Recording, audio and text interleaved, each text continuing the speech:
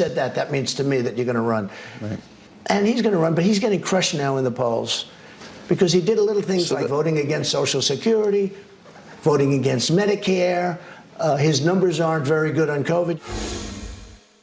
More of my interview with former President Trump straight ahead.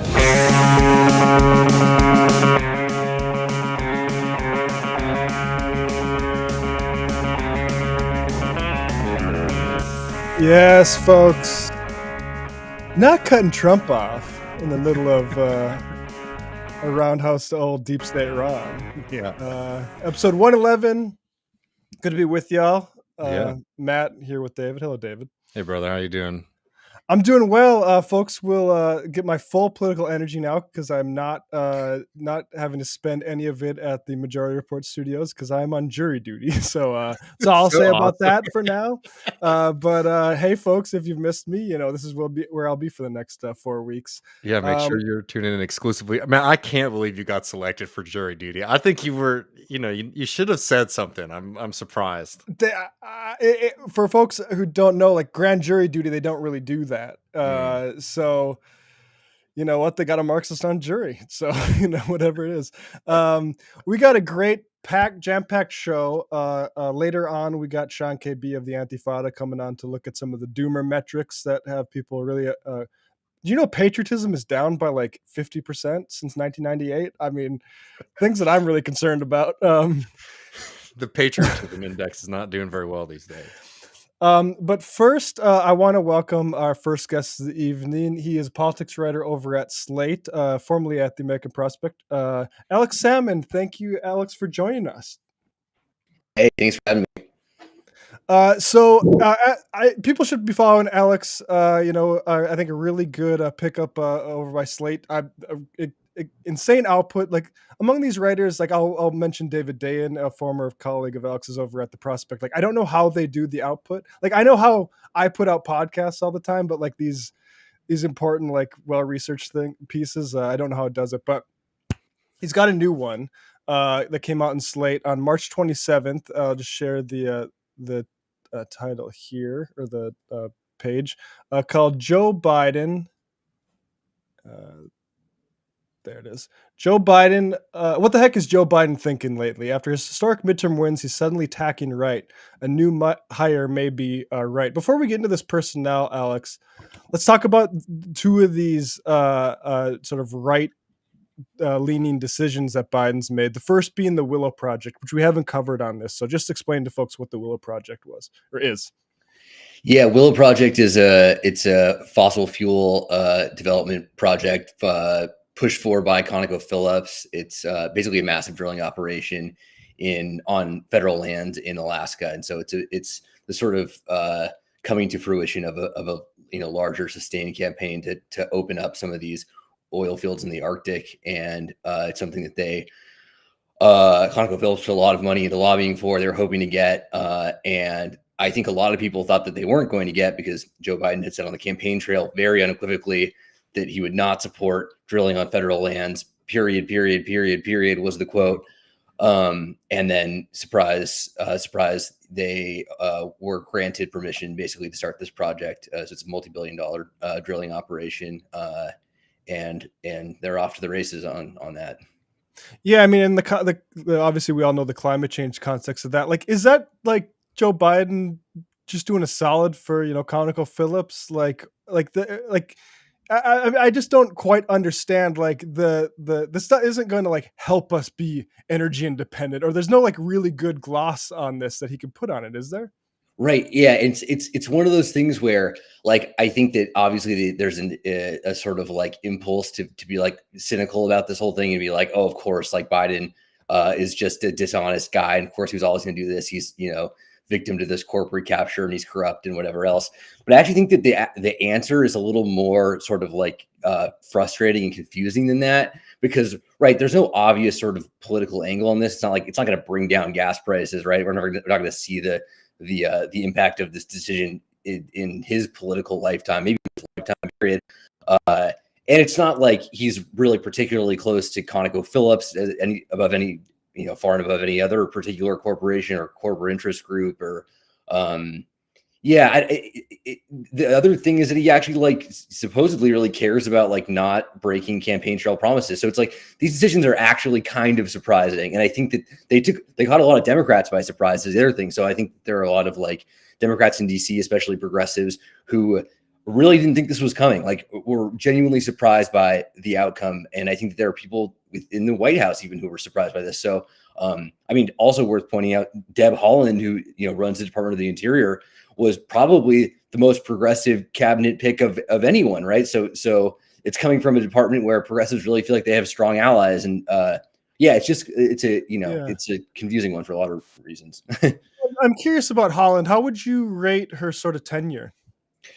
It's really interesting. I've really pushed on this. I've written about it like, about a year ago when the early numbers on federal leasing or lease, oil and gas leasing on federal lands were coming out, and like the most jarring numbers were coming out of New Mexico. New Mexico, I think, was like breaking records with how many oil and gas leases they were meeting out on federal land. And obviously, Deb Holland's from New Mexico. She is, has been a really vocal, person on climate change. The sort of story that I've heard repeatedly is that like Holland is great, and then every other person in the Department of Interior beneath her is like an oil and gas industry person, and so they're just basically, they usually have ring fenced her in a lot of ways, and she can't, like, there are certain things she's been really good on, like indigenous rights and some of this national monument stuff. But then also the sort of like old Obama era holdovers in the Department of Interior have sort of outstripped her on a lot of things and have a lot more power than I think we know outside of that department. So I think there's sort of like two separate stories there, but I haven't heard a lot of people being like, Deb Holland is a sellout. This is, so predictable, and like, we can't believe what's happening or whatever. It's kind of it's a different story than I expected, which is that like she's good, but also everyone else in the department is horrible. It's been really interesting seeing like Biden and like the oil and gas industry, because like the politics of it are a bit confusing, right? Because like in the Permian Basin, both like here in Texas and in New Mexico, they've been giving out permits like it's been a bonanza. And yet, like, I remember, I think it was last year, like Biden had given out the most permits in the Permian Basin in Texas in like, recent memory by a long shot. And of course, still like Abbott and the Republicans here are like, Joe Biden and like the crazy radical Democrats are stopping oil production in the state of Texas, right? So it's one of those things where it's like, with all of these moves for Biden, and I'm not someone who's sitting here with like high expectations or anything like that, like the politics always seem confusing, because it's like he's going to get hit hard by the right no matter what he does on this issue in particular, as like as a green, as like a somebody who's against the oil industry, and yet continues to see in a lot of ways like bend over backwards, at least here regionally, for that industry. And I like the play beyond it just sort of seeming cynical. It's always confused me a bit. Right. It's just like, right. You just can't outflank the right on these things. Like, there's just no level of being like, oh, actually, we funded the police that diffuses that. And it's like insane. Like, those conversations just make you want to smash your head in the wall because they're so obviously pointless. There's nothing tactical about that. And I think some people are aware of that. And yet, onwards we go with this stuff. And now let's talk about the other decision, this revision of the DC criminal code.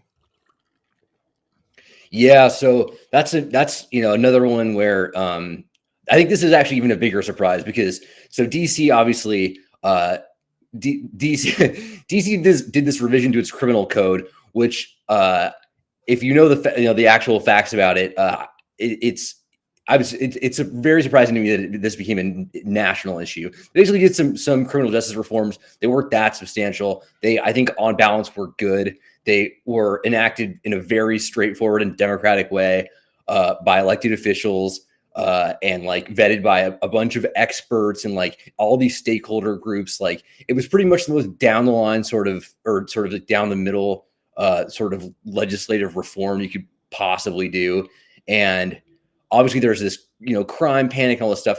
It didn't even seem actually like this was going to be an issue for Democrats. Like, when this first came up as a possibility that Republicans would go after the DC criminal code rewrite as a possible repeal, the sort of prevailing wisdom on this was like, this will be Biden's first veto. Like, everyone was sort of operating under this assumption that Biden's going to veto this Republican-led thing because it's so obviously ridiculous. It's such a sort of lame attempt to score points and like gin up crime panic. And then like basically overnight, it went from this is for sure not going to be supported by the president to, and House Democrats are like, even House Democrats in House leadership who are close to Hakeem Jeffries and stuff, like not progressives, were like, we'll stand against this, whatever, open and shut. And then basically overnight, the White House comes out and says, and they sent a letter saying basically we're going to veto this. Then they come out basically overnight and say, actually, if the Senate votes to repeal this, we will support this.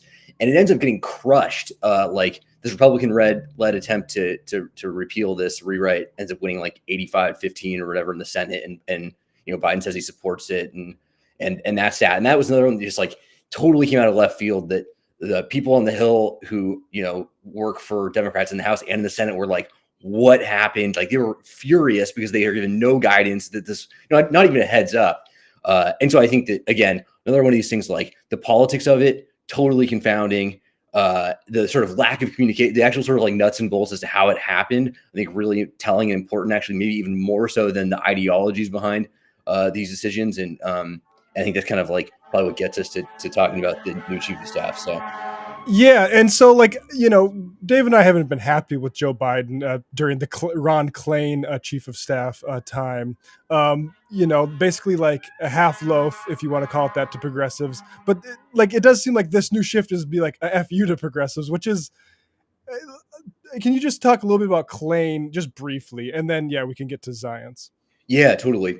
Yeah, so Klain, I'll say like I had my fair share of skepticism about Klain. I really wasn't that enthused by him when they first got him in there. The first year where he was chief of staff, it seemed like there was this sort of familiar pattern where he was giving progressives access and like would invite them to the meetings and stuff, but didn't really seem like he was going to seek out and enforce these progressive priorities. It just seemed like he was going to placate with access, which is kind of a tale as old as time in a lot of ways during Democratic administrations. But actually, over the course of the 2 years, I think that he kind of proved me wrong in some ways. I think that the way in which he like took up certain things, especially like judicial appointments, and really like pursued progressive judges and stuff for these lifetime appointments, was something that was like an initiative that he took. His sort of willingness to communicate with progressives in leadership, like Pramila Jayapal, like really sort of like built out these relationships and had like active lines of communication. And like that may seem like nothing, but it actually was something. And it was something like very aberrant for Democratic presidencies. Like we really haven't seen that. And so I think at the end of these 2 years, and I think the other things we're saying is like, kind of like pushed for some of these progressive policy initiatives on debt cancellation, other stuff. And also like kept other more conservative, more corporate people out of the decision-making process.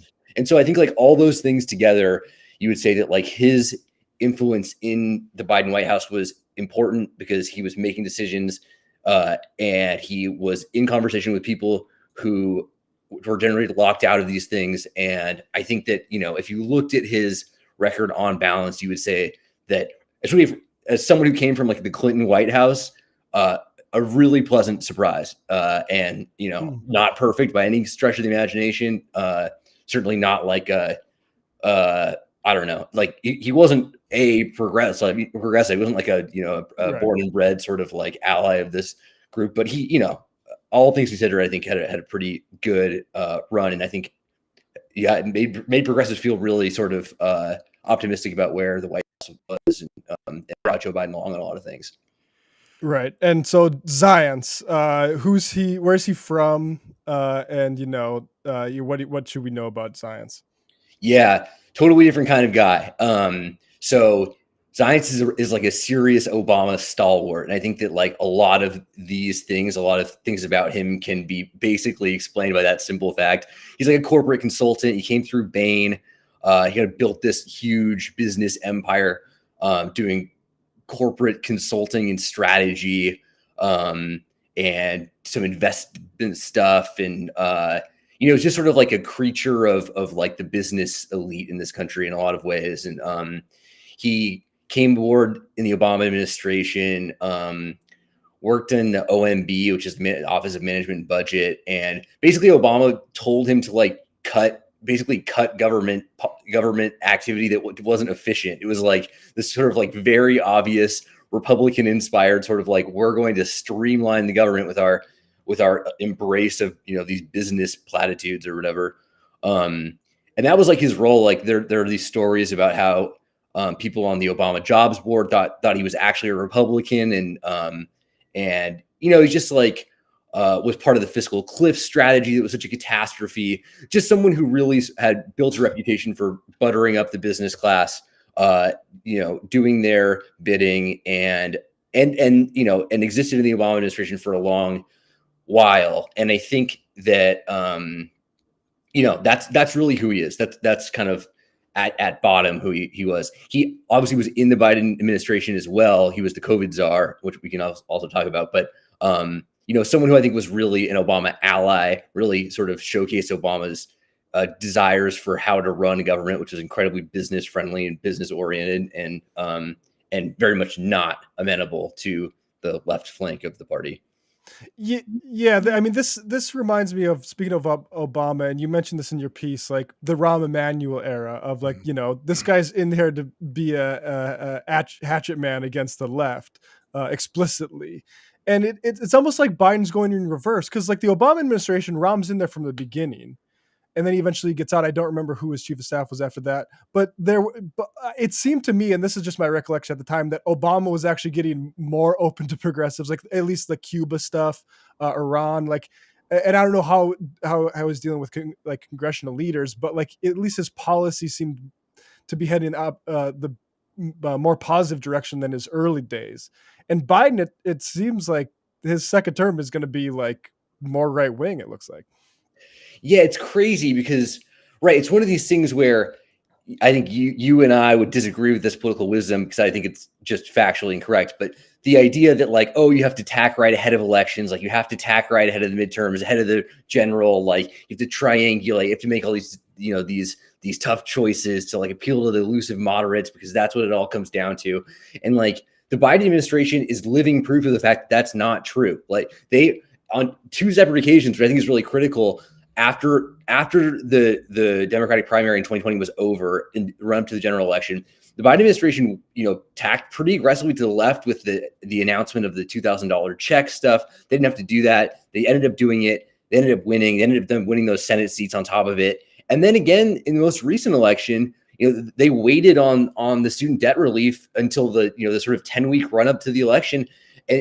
And that was something, and they had the IRA signed in that 10-week extended window or whatever. So two big things, signature things, certainly not tagging to the right, tagging to the left, if anything. And then both those times you had really good election results. I mean, those midterms were, you know, historically impressive in terms of, you know, a president's party winning a midterm election, especially even if the economic conditions. I mean, yeah, really. I mean, those things would say like, you know, look at the Biden administration is proof that this, you don't need to do this. And the Obama administration was proof that the other thing doesn't work. I mean, the fact that they lost 1,000 seats, you know, this over the course of their time, like it's really cut and dry in some sense. And then now you have Biden, you know, cutting the other direction, you know, tacking right at a time when it makes no sense. You already have this very, very recent data point that says doing the opposite works, and everyone there is living proof of it.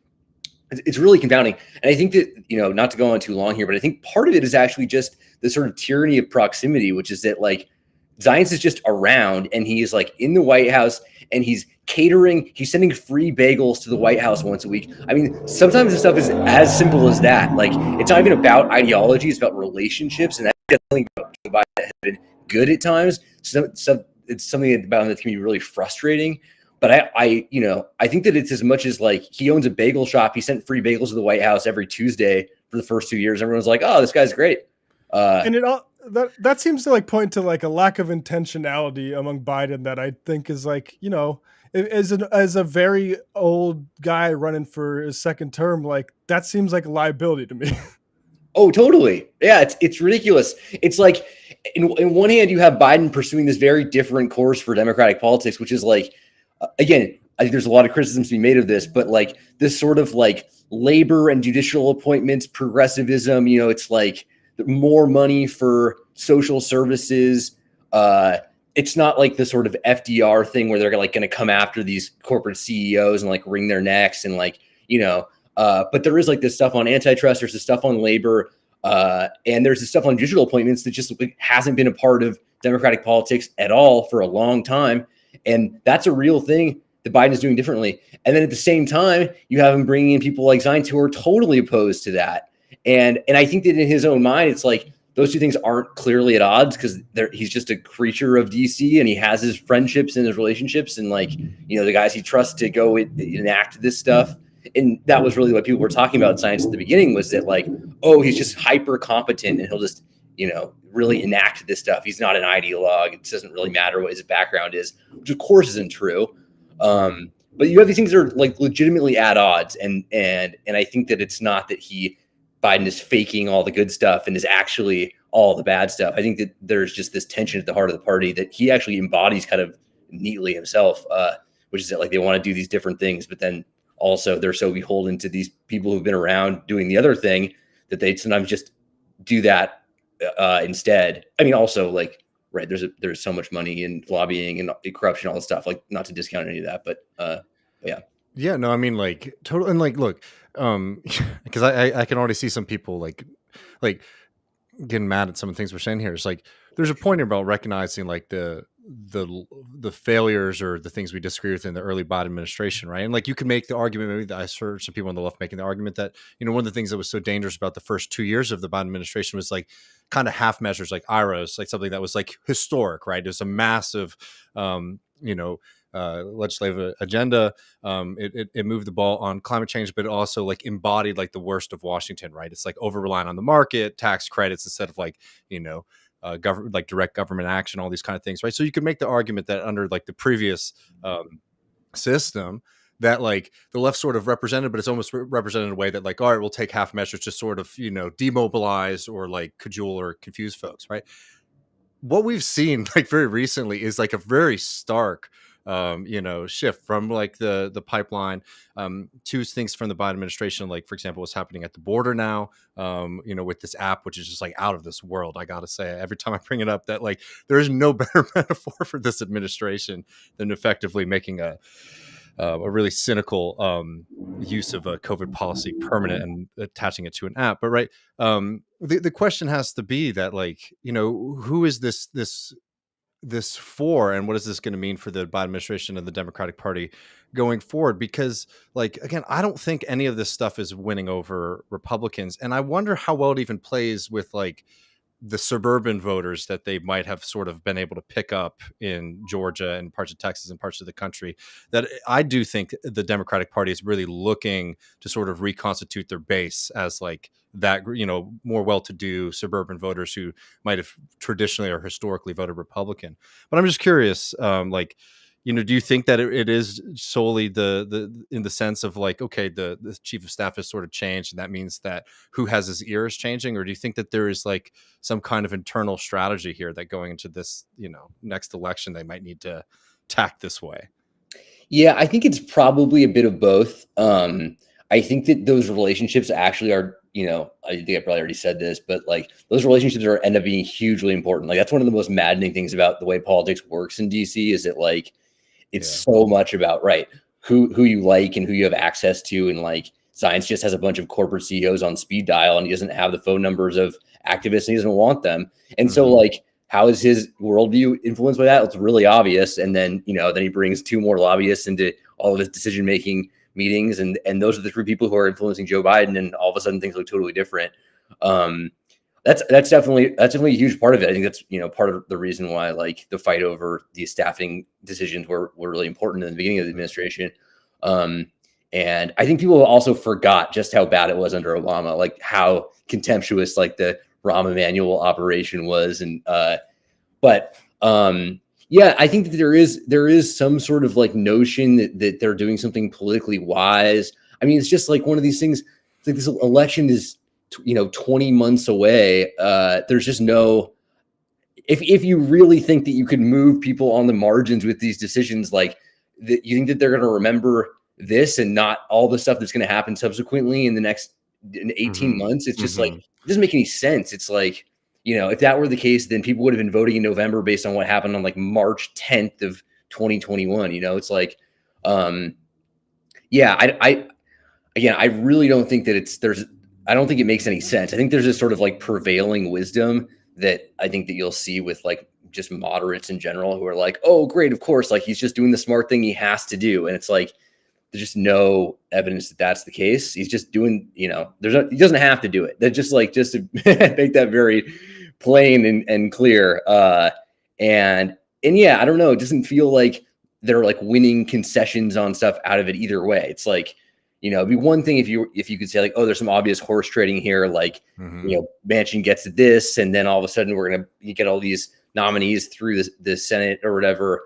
But the Senate's more gummed up on nominees than it's ever been. And despite the fact that Democrats added a seat in November and I don't know. I think it's really confounding. I think I mentioned this piece too, that there's like some recent polling about Biden's favorability, and you can see like it's getting worse with Republicans. It got worse with Republicans in March than it's gotten in a long time. So like these gestures aren't appealing to Republicans. They aren't appealing to conservatives. And so what are we doing? Governing, baby.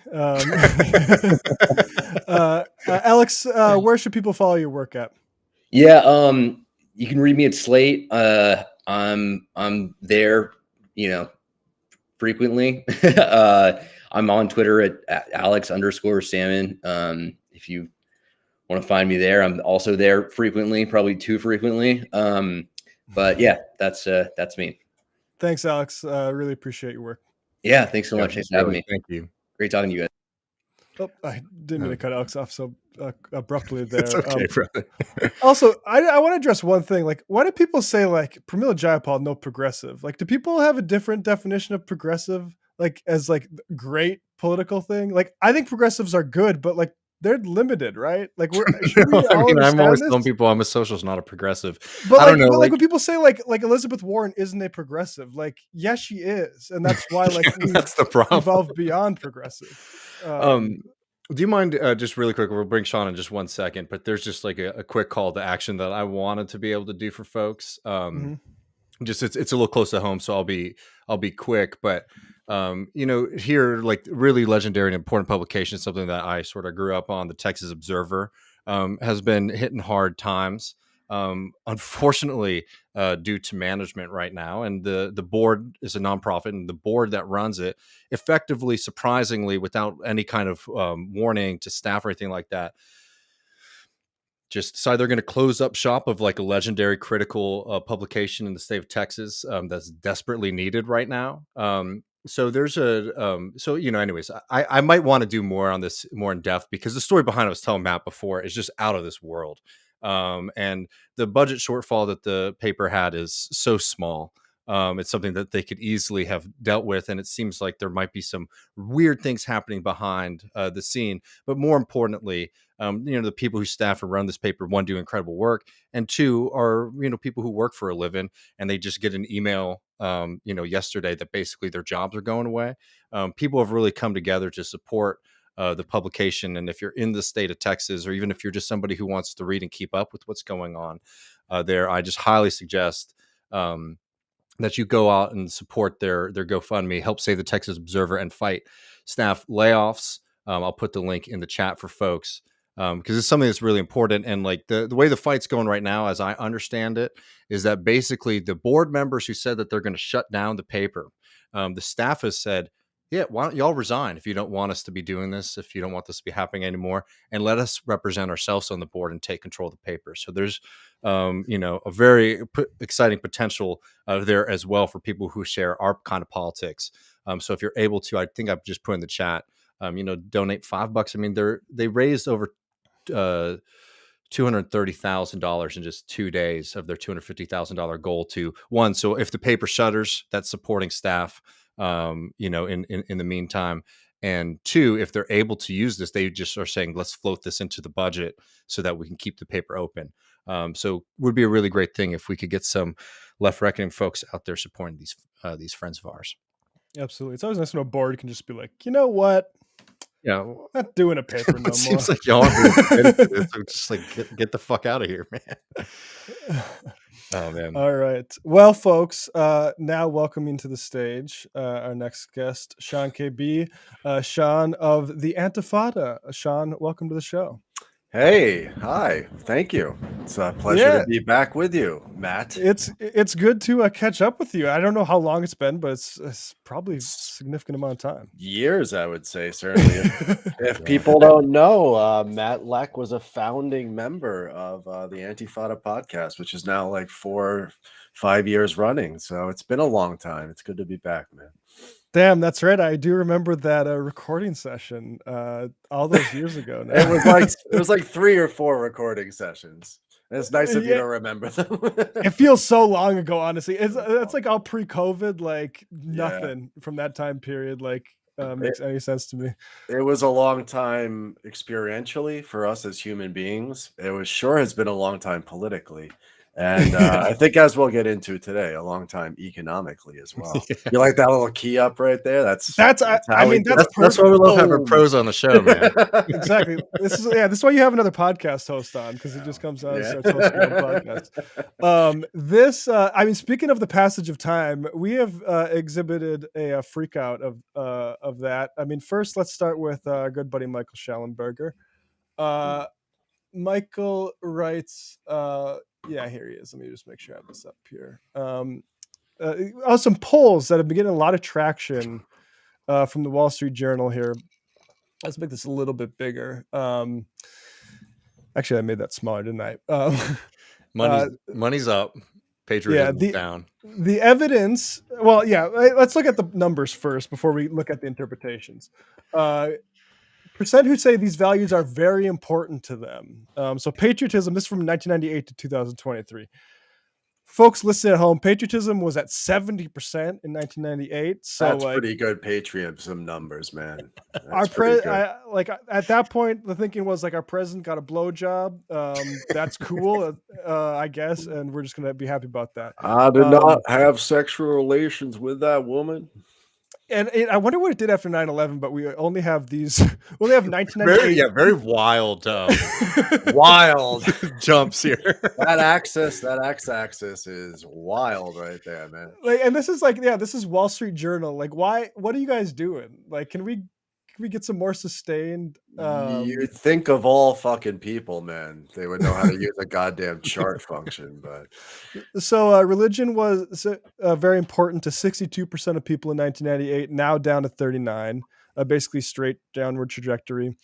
Having children, that's also straight down. Community involvement spiked after 9/11.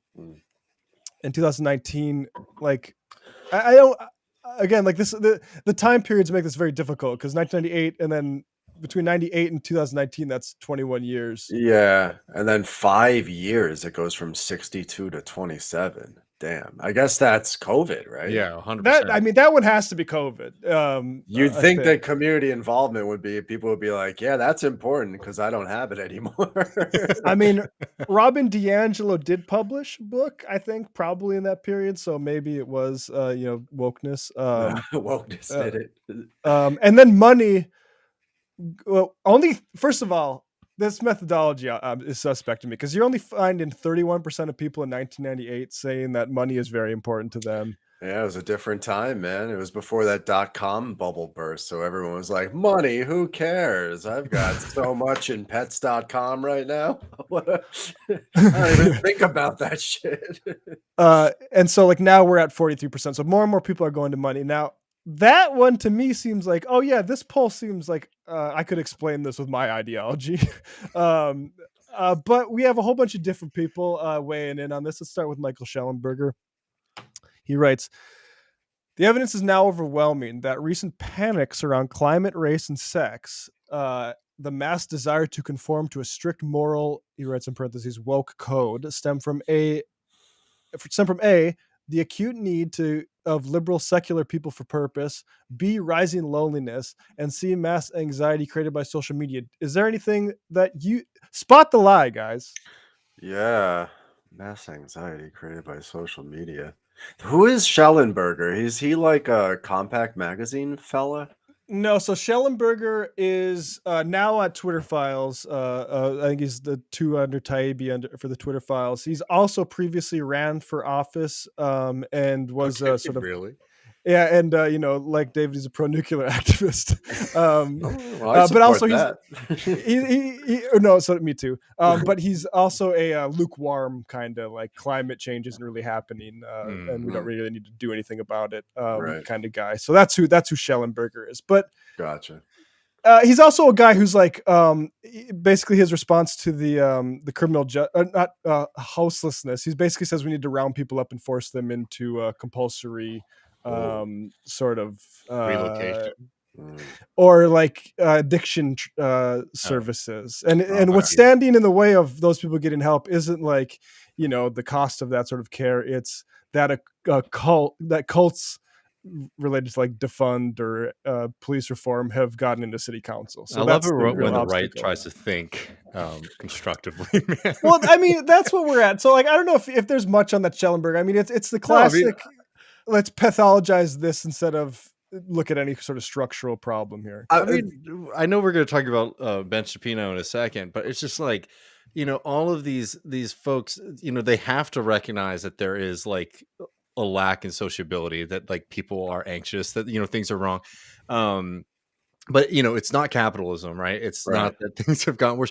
So you have to come up with, and like, I give them some credit because like when I have to think a little, like I feel very lucky sometimes to be a Marxist because like you have these tools that you can use to sort of understand the world. If I had to come up with a creative story every time some new data was put in front of me, it'd be really tough, right? Turns out you don't really even have to get that creative these days because the woke panic has made it so that there's now like a single issue way to get into this, not in like a Marxist sense of like understanding the totality and the way in which like the economy and politics and society all interact with one another, but no, it's like the evil wokes are taking are pulling Western civilization apart. So it's pretty easy, I think, for a guy like that, right? Yeah, I guess Pretty simple. Being too sympathetic. No, but like the thing is also, it's like this is the world that y'all asked for and you got. You know what I mean? Like, like the lack of sociability, like the lack of community. These are all, I mean, this is like Margaret Thatcher's dream. I mean, she's talking about this. This is what we want to do in society. There is no society. And now you have like, Ben Shapiro and this fella, going on and getting worked up about, oh no, people are isolated, right? It's like, well, this is exactly the kind of world that y'all wanted to create. Isolated economic actors, right? Margaret Thatcher famously said there's no such thing as society, only individuals and families. People often leave the families part outside, but like, yeah, people sure saw a lot of their families over the last several years, but not much of anybody else. It's like, the whole conservative movement, really the mainstream of it over the last, 30, 40 years has been the sort of coalition, the synthesis between religious conservatism on the one hand, and then free market liberalism on the other. And those two, up till 1998, it seemed, kind of lived in some sort of harmony. Certainly into like into the aughts and then into the teens, kind of declined a little bit. But nobody ever told them, or they never figured out at a certain point, that those two things actually work at cross purposes. That if you have this sense of like a social conservatism, like you want to stop social change when it comes to these particular elements of society, like the family or religion or whatever, you're completely working at cross purposes if you're letting like the anarchy of the market and the absolute fucking devastation that capitalist social relations and deindustrialization and all these things that we've seen over recent decades does to not just individuals and families, but sociality in general and society. So you're creating a society of individual atomized monads rather, and nomads these days too, alienated from one another. And then all of a sudden you're like, well, why? They're like poking religion with a stick. Like, why aren't you doing the thing you're supposed to be doing anymore? And it's because you've secularized society. That's what capitalism does too. So the whole thing, you're right. Like, this is what these people ultimately wanted. And of course, at the end of the day, like the money like over the last 5 years going up is such the signal to me that, you know, you have basically market imperatives and capitalist social relations and all of the, again, like chaos that brings and alienation overtaking those other parts of the conservative project, which were meant to stand athwart history and yell stop. Like, I know Yeah, these I are mean, their favorite words, but like it is amazing to hear like James Lindsay and all these folks go on about like the collectivist ideology and how powerful it is right now, and how we need to like return to individuality. I don't know. I mean, like maybe I'm being ahistorical, but like, you know, I feel like this is probably at its zenith, right? The sense of individuality.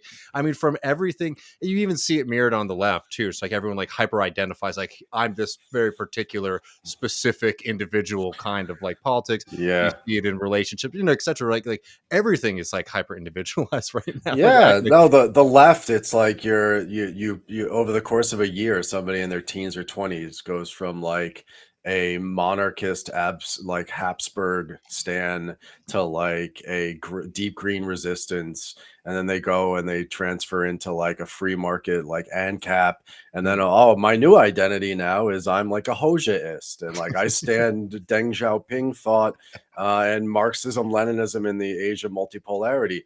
And it seems like something that's crazy to the left, this idea of like this individualized identity that one takes on that doesn't actually have any practice to it, you know? But the right is the same thing. Mhm. Like you see these people scrambling in order to like define themselves, and especially in the sort of like clout chasing environment that is social media, define themselves by ever more extreme individual takes that they have, to where like now people on the right are split between what, like America Firsters, what's that little shithead's name? The little guy is from it Florida. Fuentes? Yeah, No, it's DeSantis. Fuentes. Well, and then DeSantis, and then Trump, and then the Nietzschean, like the gay bodybuilders, and then there's like the anti-woke guys. And like everybody's politics now is a hyper individualized politics, because the only politics that really remains is like the same dull fucking sort of neoliberal bullshit politics that always Mhm. ever existed. But with Trump, at least you get it with a little bit of individual flair, you know.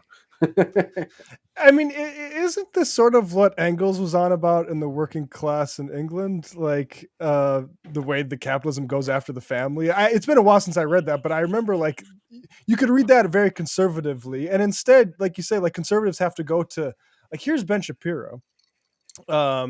America has destroyed its intermediate institutions for at least half of its population. I like that America did that. Like America's Yeah. just like, yeah, let's get rid of these intermediate institutions. I fucking hate Yeah. those things. Like Let's who not decided even that? let's not even look at Europe or like South America or East Asia. That's just Like, the most awesome aspect of the conservatives, man.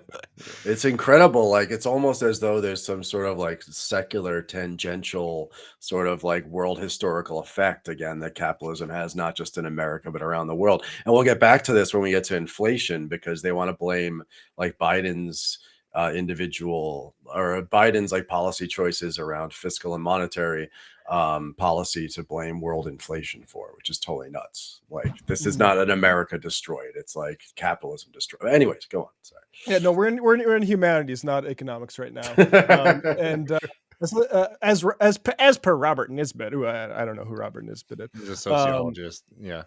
The result of atomizing, blah blah blah, and then he goes with He drops the Tocqueville, bro. he drops the Oh Tocqueville. no, God, the last refuge of scoundrels. And look just- at the size Yo, of this motherfucker. shit. This is what Musk has given us. Thank you, Musk. Oh my God, no offense, dude, bro, that was 200 fucking years ago, man. I mean, I'm not saying that, like, I'm just reaching for de Tocqueville at this late date, bro. It's so fun. I mean, conservatives and de Tocqueville is very. There's an amusing sort of dependency going on there. Like whenever they have to get thoughtful. Like Tocqueville, I mean, not surprising for him to grab it, but like, you know, Tocqueville was somebody who comes to this country and he's all freaked out by the shit that's happening in America, right? Because he's like a fancy pants aristocratic boy. And he's like, I'm nervous about what France is going to look like in my lifetime if they start mirroring some of the shit that's happening in the US, right? Like, these people are way too democratic. These Americans just do far too much democracy on all levels. Yeah. You know, so it's I don't know, it's just one of those things. I can't remember. It's like a few years back, but like Tocqueville was like always up there, like number one, like cited guy on the floor of Congress.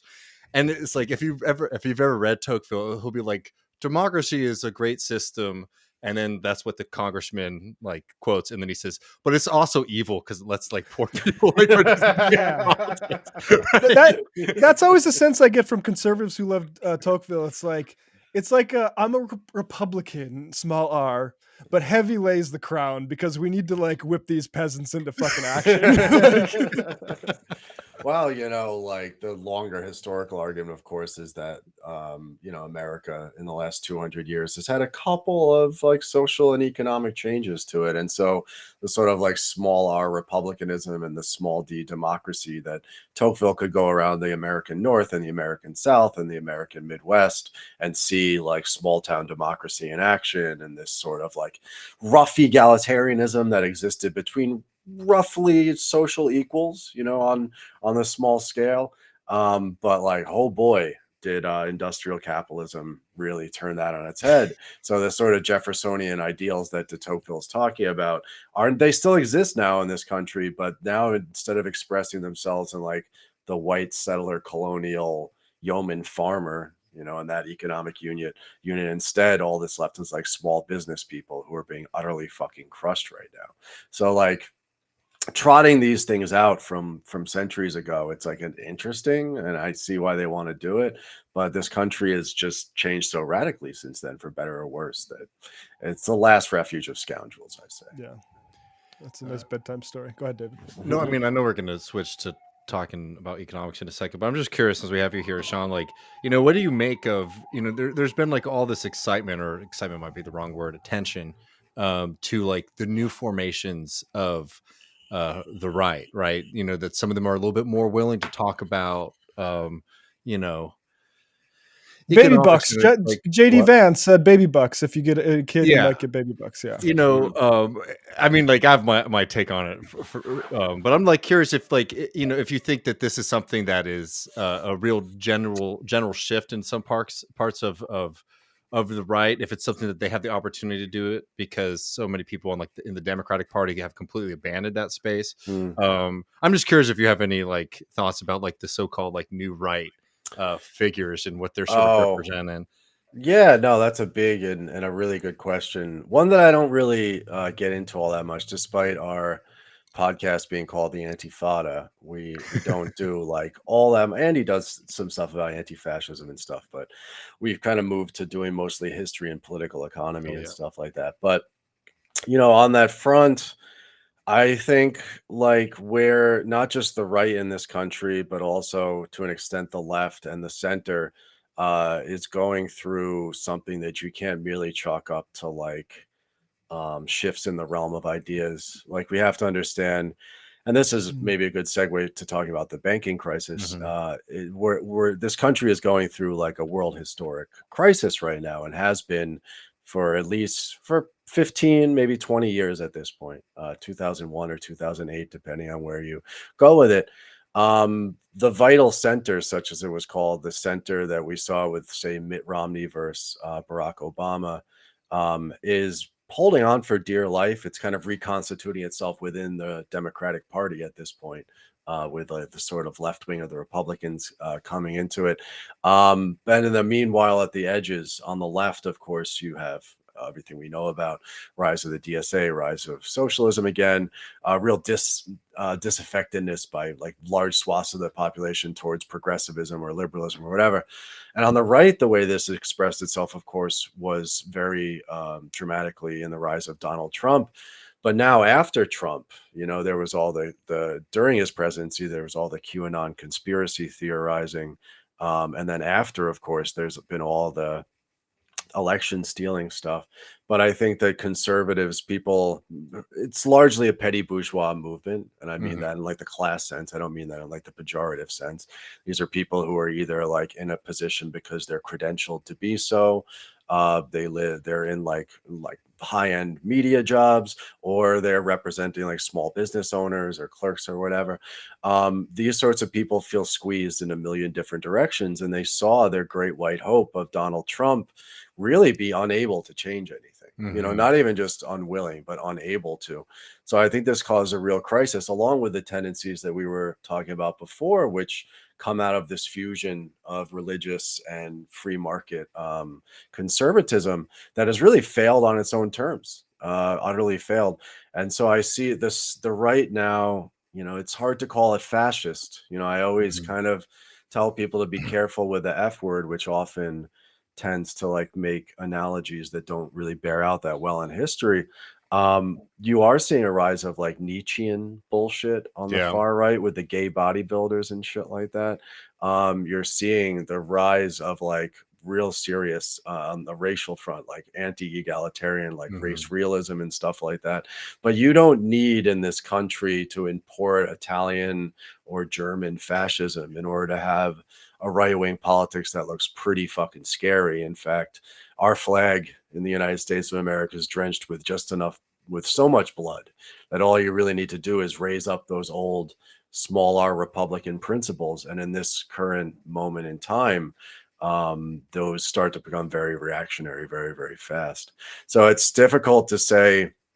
There's a context to that rise. It's difficult to say where they're going, because it's difficult to see a way in which after Trump, the sort of forces that he represented but also unleashed, how those could actually practically manifest themselves in American politics, with so much pushing against the sort of like racialism and nativism that these people ascribe to.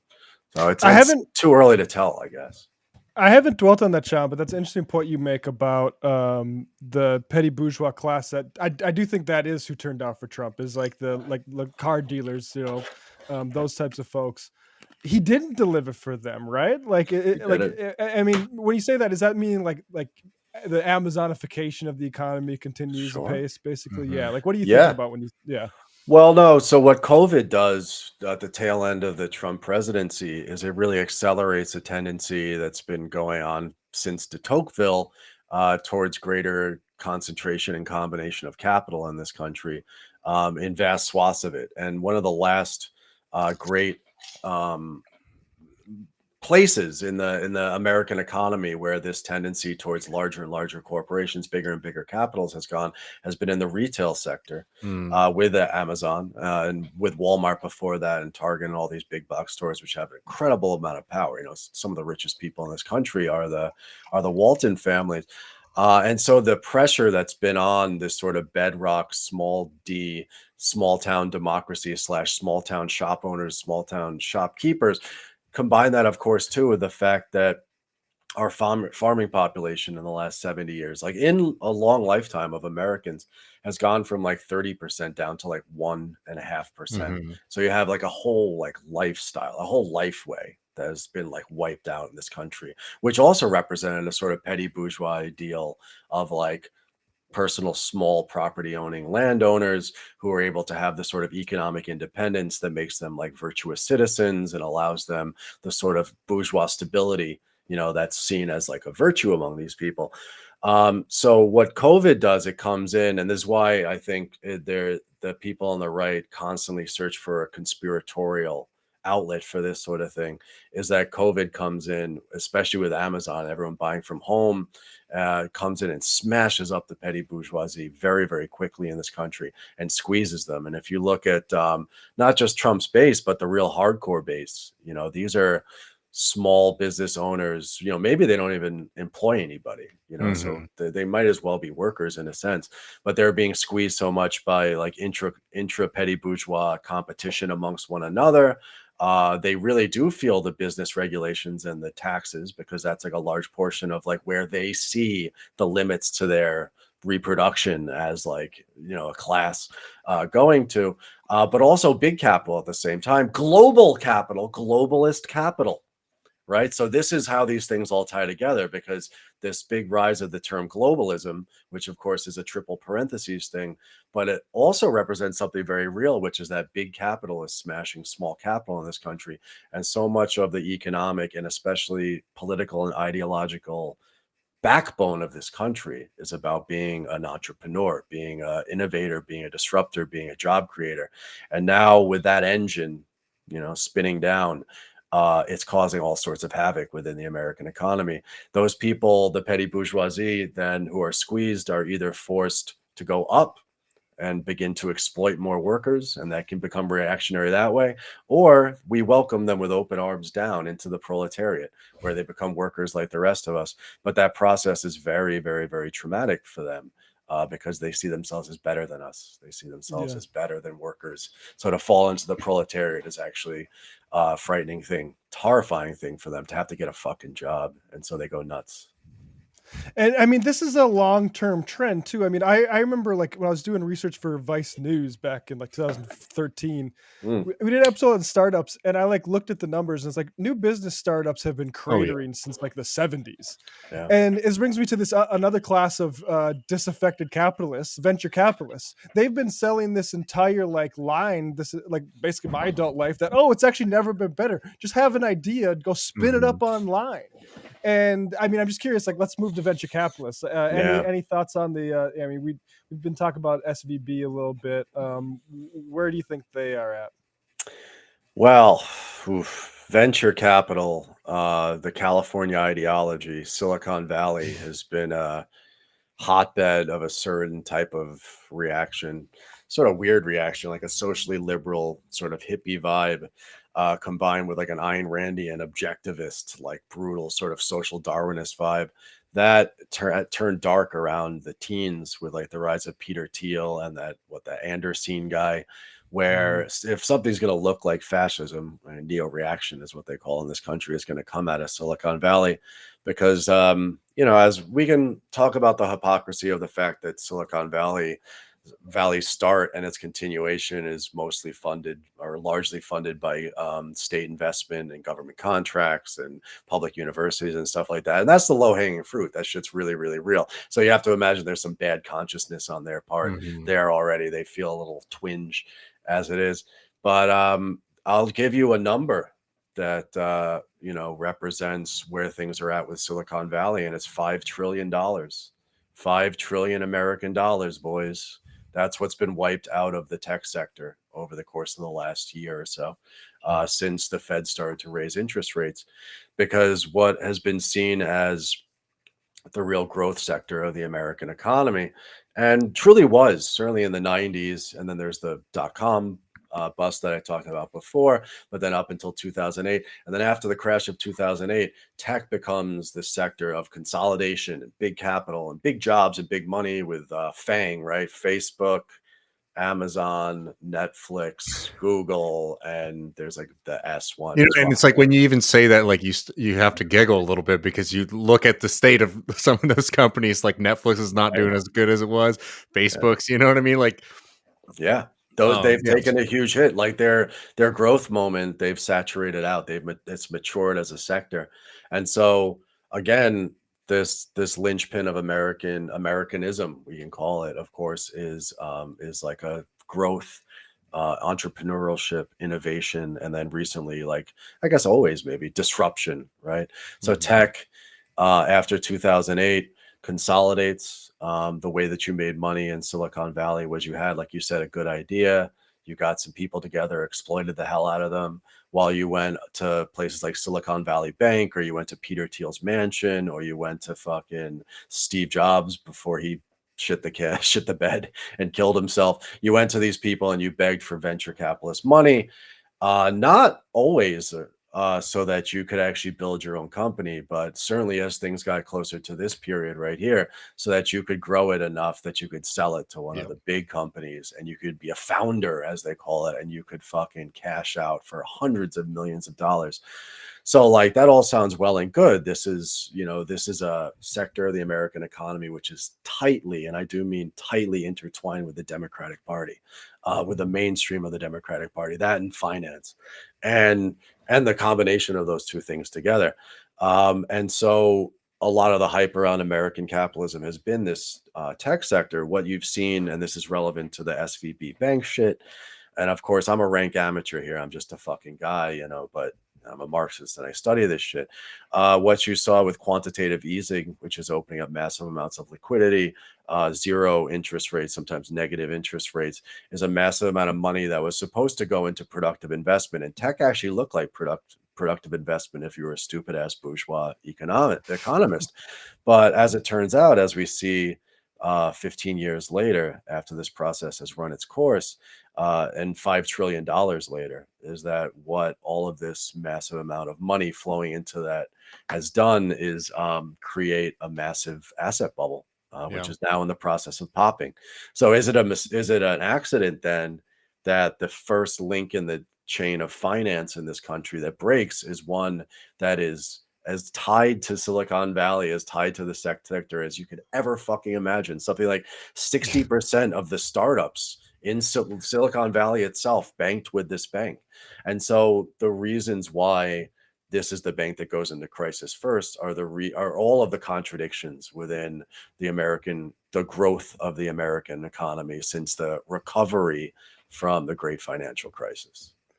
I mean, it's almost like if you got together with left media and had us all say, "Hey, which bank would be really useful as an example to be the first one to go?" Yeah. And it does feel like a failure that of like the left historically, that for like the 2010s, you would hear people being like, "Yeah, I got a 100x return or a 25x," and they were just like punched in the face. Like that's sickening. Yeah. That like people were taking that kind of cash out of enterprises. Like that's super gross.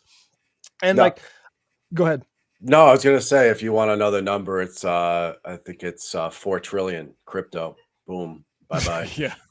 That was another big thing. That people never shut up about that shit for a while. Look where that went. But Trying like, to buy the dip. you know, it's one of those things too, where it's just like the entire like example of like the if we want to call it tech bubble or whatever, like it comes out of like a general crisis of profitability in capitalism in the US, right? So it's like, that's why it's so funny when you look at like the Theranos stories. If people remember that, that's when they were going to test people's blood, which is like an absolutely ludicrous idea. And they like, and to make it, the scam work, they had to segment people off. But the people with the fucking money, they don't give a shit. They're just like, I need to see you say this number's going to go up this much, and there you go. Here's a check, right? And like, for a lot of people, it was like a sure bet, right? It was like the speculation on this thing was really, really, really hot. And now like we're in this crisis where it's like, you see like Tesla, it's a car company that doesn't make very many cars, right? The other big ones is like Uber, and like, the innovation that we've seen really has been like, how can we skirt labor law and regulation, and how can we move money around? And like, I'll just say is like, I've been feeling personally, like as somebody from Austin who lives here, that like Elon Musk has been like personally trolling me for like the past year, because like I hate all the new weird tech people who have been coming in here. But we've always had like, we've had computers in Austin, the tech jobs in Austin for a long time, but it's like that particular Silicon Valley style was something new. But the funniest thing he did is he famously moves all of his shit to Austin, right? Well, he moved everything back except for business operations now. So they move here for the tax cuts, right? And let all those people continue to live in, in California, right? But like, like if anything, what the tech industry has been really, really good at, right? If you could say that, would be, it's like, how can we get around taxes? And how can we get around regulation? Which again shows us like this has been much more a product of a place to park your money. And of course, as you were saying, like, the fact that this like lines up exactly with quantitative easing and like a lack of profitability in like traditional investment shouldn't come as a surprise to anybody. Shouldn't come as a surprise to anyone at the time that that's where capital was going, and especially now when you're starting to see the crisis unfold. Yeah, for sure. I mean, I'm a great proponent of, or follower of, the Brenner thesis when it comes to the last 50 years or so, actually like 70, 80 years or so, which is that, America comes out of World War II with like 90% of the world's capacity in manufacturing, because Europe is destroyed, Japan is destroyed, the rest of the world is undeveloped. And so we, as for the next 30 years or so, there were the 30 glorious years. And by the time the 1970s come, we had built up our competitors with the Marshall Plan and like bringing them into our orbit in the Cold War, rebuilding Japan back, later on South Korea and elsewhere in South Asia. And now you start to have competition. And so what had been an American monopoly and a golden age of America that we Americans ourselves, whether on the left, like Bernie Sanders folks, or on the right, like DeSantis or Trump, make America great again. These is like normal for America. But profit rates start to dive in the 1970s. Everyone wants to blame the oil crisis. The oil crisis, like COVID, is this sort of signal event for, by 1968, really, industrial profits have started to decline. And if you abstract away all of what we can imagine as either fictitious capital or rentier capital or commercial capital or whatever, and you just look at the actual production of goods, the production of commodities, as we all know, those start to be outsourced to other parts of the world. And that's a part of the story that we all know in the 80s and 90s with NAFTA or whatever. But what people don't get too is that there are our actual like gross manufacturing in the United States is as powerful as it was in gross terms as it was in the 1970s or 1980s. It's just that there's no jobs there anymore because it's all super automated. We have like a highly productive manufacturing economy. But because of free trade and because America kind of sets the rules-based international order of free trade, even though we have the dollar as the global reserve currency, which helps a lot of our consumption and helps a lot of capital investment come back into the United States to blow up more bubbles. Yeah. If you look at rates of profit in the real economy, they have been down in the United States and going down to the point where, I'm very humble when it comes to economics. I hate economics. I think it's fucking trash. I think that all we can really do is kind of look at things as they're happening or in retrospect and see the ways in which capital is working, seeing the way how many workers it's exploiting and under what conditions it's doing so, the interactions between capitals here and capitals elsewhere. And if you have that sort of analysis, you see that something fundamentally broke in the 70s that gave us what's called neoliberalism, and then that process ran its course by 2001 to 2008. And all of this, you could say, was a political choice. People, again, like on the left and right, love to say, oh, Reagan did this. Or if you're a real smart leftist, you say, oh, well, Carter did it with the deregulation first and the Volcker shock or whatever. Yes, there were political choices that were made, but there are like secular tendencies of capitalist development that politicians can't really do much of anything about. So if you're a capitalist, certainly over the last 15 or 20 years or so, and you've got this pot of money, you've made that filthy lucre, you got fucking good money, you need to make that money grow. You can't just hoard it. Well, you could put it into, say, I'll just pick something at random. I don't know. People remember a few months ago when we ran out of fucking formula in this country because we don't have the industrial capacity to have more than 2 or 3 of those plants. So if one goes down, you don't have formula anymore. A capitalist could sit there and be like, well, I'll make 1 or 2% if I invest in productive capacity in formula plants, but then I have to deal with all that messy real world bullshit. Or I could throw that pot of money at Wall Street. I could throw it at Silicon Valley. I could throw it into money market accounts. I could throw it abroad. I could throw it all over the place. And real estate. And that money will grow by leaps and bounds. It'll be 5, 10, 15, 20% per year. Why would I invest in industrial capacity? And this is the story of the last 15 years. And this is where we end up. And even with all the, craziness of the economy, it still isn't worth it for capital to invest in productive enterprise, which is why you see the US government stepping into the tune of tens of billions of dollars building semi-processing plants in places like Texas and elsewhere, because they're trying to bring like chip manufacturing back to the United States when it's not profitable for that to happen organically in the private economy. So they just throw a bunch of money at it. So we have like a very state-centric capitalism even now too. Well, it's wild, like just like another example of this. And I kept on hitting on it, and like I know when we were at the height of like gas prices being insane, right? You have Greg Abbott going on TV and he's like, "This is Joe Biden and the radical Democrats are, doing the Green New Deal," right? Well, we talked about this earlier in the show, right? Joe Biden gave out more permits in the Permian Basin than in like any time in recent memory, right? It was just like drill, drill, drill, drill. What did the oil companies do in Texas and in New Mexico? They like the crisis there, right? Like drop. We all know oil is bad, blah blah blah. But we use it to fund like power society at the current moment. Right. So when they get bad, it's bad for everybody. Oh yeah. The government's literally like I will give you whatever you want. Like, here's the permits, do it, do it, do it, do it. And all these people, all these, capitalists are sitting on top of all this money that they're able to extract now because the price of oil is so high, are saying, well, I'm going to send that money to our shareholders and our investors. I'm not going to invest in production, right? Yeah. And it was a really critical moment. It was just a really clear moment for me of just like, this system is just failing on its own terms, right? Like beyond like, we want to do like, blah, blah, blah, blah.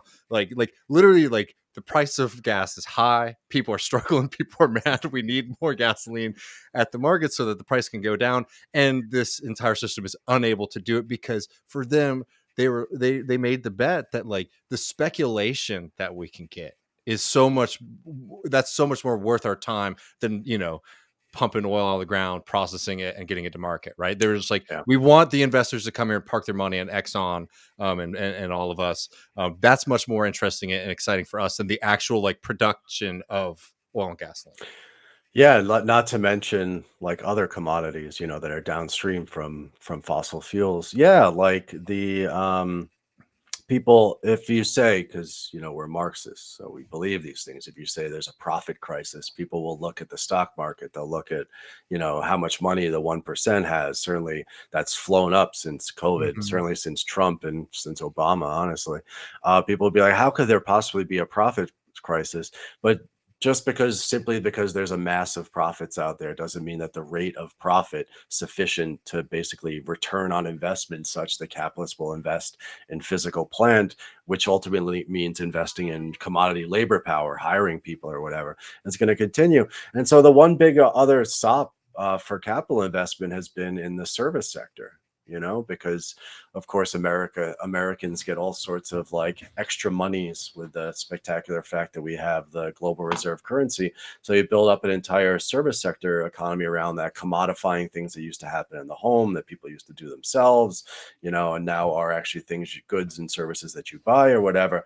But if you look at productivity in that sector, it's like as bad or worse than it is in, say, the production of goods and commodities, because of course the service industries by necessity are human labor driven, and so it's much tougher to automate a nurse, or automate a home healthcare aide, or automate a Starbucks barista. Certainly, that's a kind of a tough one right there. But you know what I mean? To automate that away than would be like factory production or whatever. And the service sector itself is all downstream really from the profits that are made in that industrial sector. So if that's in crisis, and we know it's in crisis, but the capitalists won't invest there, then you're stuck in a situation where either the state has to step in, whether it's Biden or Trump. Because remember, Trump's big plan now is he's going to put a Trump Tower in Yellowstone National Park and build a whole city around it. And he's going to make flying cars, and he's going to make America Great Again 2.0 is going to be like the Jetsons or some shit like that, with like state investment of stuff. So like on both the left wing and the right wing of capital, then the state is starting to be seen as like the investor of last resort now. And that's only going to pick up, and it's only going to add to the contradictions, bro. Can we not do that in Yellowstone? I don't know. Like, that'd be a real bummer. Yeah. I mean, there's plenty of room in North Dakota. I was joking. He had a plan. I mean, that was like the worst case scenario. He had a plan about building like a smart super city, Donnie's Gulch, as Soon said, somewhere on federal land in the United States. He's basically doing like the NEOM project that Saudi Arabia, that like MBS is trying to do in Saudi Arabia. He wants to do that in like the American West or something like that, because there's this sense on the left and right again that like there has to be a developmentalist project because capital's not doing it on its own anymore. Problem is, if we read our like Paul Maddock Senior or something like that, is that government investment then actually doesn't add to the private capitalist economy. In fact, it starts competing with that. So the whole thing, and we can talk about China and whatever. The point is it's a fucking mess. And without a radical solution that comes outside of like either the sort of post-Keynesian democratic shit or like the right-wing nutbag, like blow Steve Bannon, just blow the whole fucking thing up, go over the debt ceiling in June and just crater the American economy and the government so that we can like liquidate everything and come back better, without a secret third thing called, socialism or whatever. We're going to be stuck sort of like battling off these ghouls as they Well, I fight. mean, I know these are kind of big questions, but I'm having fun. Like the I mean, look, I'm somebody I try my best to be optimistic. I always say that like I'm a socialist. So I think that's a very optimistic philosophy, actually, because you're like, shit's really bad. We can do some shit that's really good. But I mean, like the future probably looks like a prolonged period of really vicious intercapitalist class competition. For being whatever the industry that takes advantage of whatever political solutions they try to do in regards to like the tech industry, the profitability crisis. Like there's somebody who gets a little corner and then they fight with everybody else, right? Mm, yeah. And that we're just like sitting and strapping ourselves in for like another couple decades of new towns or whatever locales being the bad guys. Mm. Yeah, no, I mean, there's like the intercapitalist rivalry within the United States, and then there's of course the way that expresses itself on the international stage, which is international competition between national bourgeoisies, as we see, of course, in Russia, Yeah. a certain state capitalist model and a national bourgeoisie and a ruling class, which takes seriously the imperatives to grow in a territorial fashion, let's just call it, and also to, of course, the lining up now of like the West versus the rest, multipolar world, in this case, meaning like a bipolar world with two rough models, and a deglobalization process, or at least as we see right now, a disglobalization process, where all the shit that the three of us grew up, Bill Clinton and George W. Bush and Obama, it's all about free trade and free markets and free people and whatever, and trade deals. There's a real like world historic reason why that's going into reverse. And Russia, Ukraine is this what seems to be the first expression of a Cold War part two, or don't everybody freak out, but like World War III. That doesn't mean that it's going to be nuclear, but it could mean a series of like proxy wars that are breaking out all over the world between two different models of capitalist development. And so we have the conflicts that exist on like a national stage within the capitalist class, within sectors. And you see that in our politics. You have like the extractive sector, which is tied largely to Republicans with oil and gas and mining and all that shit on the one hand. And then you have the green tech capitalists who are largely lined up with the Democratic Party. That's going to work itself out on the national political stage. Hopefully peacefully. I'm not sure. I'm not sure how peaceful it's going to be in the medium term, but maybe more peaceful than what could happen out on the international realm, which of course is like the real big stakes, where national capitals start to confront one another over access to markets and access to resources which are getting scarce. So if I sound like a doomer, I'm sorry. I feel like we're in a kind of a doomer moment right now, but I think we have cause to be optimistic. I think you're right that calling oneself a socialist is already a step of optimism.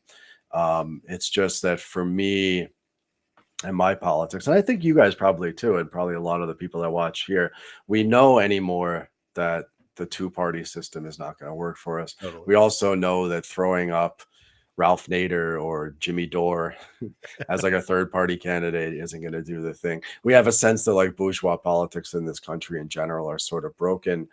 We saw a strike wave last year that people got really hyped and excited about.